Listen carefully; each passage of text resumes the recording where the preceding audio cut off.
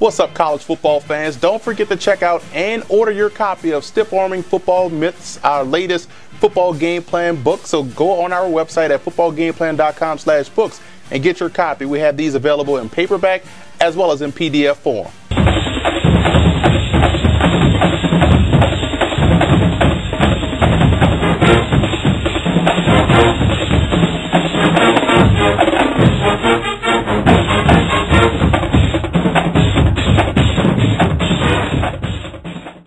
Now let's take a look at some coaching points for both teams in this ball game, starting with Mount Union. Number one, they have to stay assignment sound defensively. When you're facing an offense like Wisconsin-Whitewater that runs a lot of zone read, they tend to suck those linebackers in, and they can't get caught looking in the backfield. They have to stay assignment sound, read their keys, and that way they'll be in better position to make a play. And I would always show press on the corners.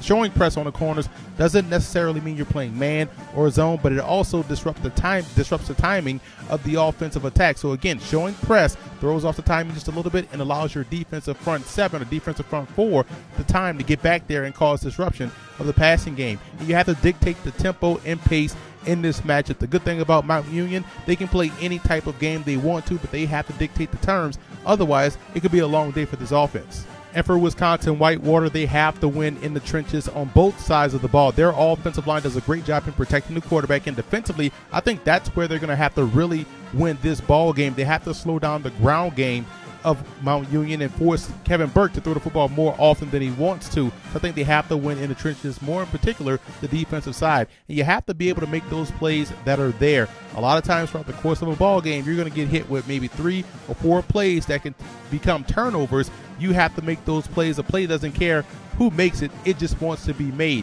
And you have to hit the ground running. They start slow in certain ball games. They started slow versus Wartburg. They started slow versus Linfield. And they can't start slow versus Mount Union. Otherwise, they'll lose this Stagg Bowl.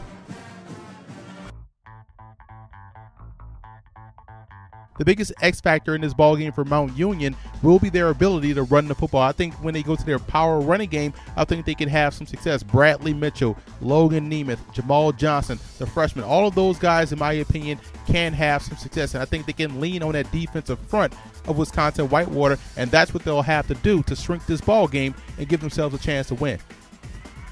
And for Wisconsin-Whitewater, the biggest X factor will be their ability to excel in defensive situational football moments, third down defense, red zone defense, both of which they've excelled all season long, and none more important than in this ball game versus Mount Union. If they can excel situationally defensively, I would also toss in 4-minute offense coming out of the half, going into the half, openers. If they can excel in those moments, I think they have a great chance of winning the 2014 Stagg Bowl.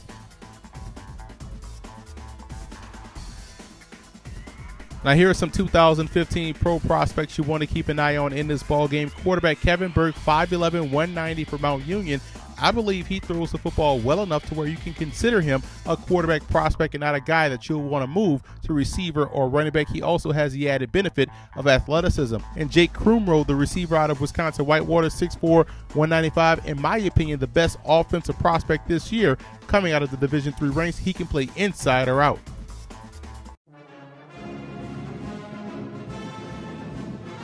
Before becoming an outstanding NFL coach, Dom Capers was a tremendous linebacker for Mount Union. Also played baseball for the Purple Raiders from 1969 to 1972. And actually, in 1970, he was an All-Ohio Athletic Conference first-team baseball selection and led the team in home runs. Justin Bieber was a tremendous tailback for Wisconsin-Whitewater, and in 2007, his efforts for what he did on the football field and off the field won him the Gallardi Award, which is given to the most outstanding player at the Division III level, and he finished his NCAA career ranked 11th all-time in rushing, regardless of division. I like Mount Union in this ball game, and I alluded to it throughout the course of this video. It's their ability to play any type of game. If you want to go up-tempo, throw it all around the stadium, they can do that. If you want to slow it down and compete with your ground attack, your power running game, they can definitely do that. And I think it'll be the latter that'll lead them to victory over Wisconsin-Whitewater. It'll be a low-scoring game, but look for the Purple Raiders to come away 2014 Stagg Bowl champions.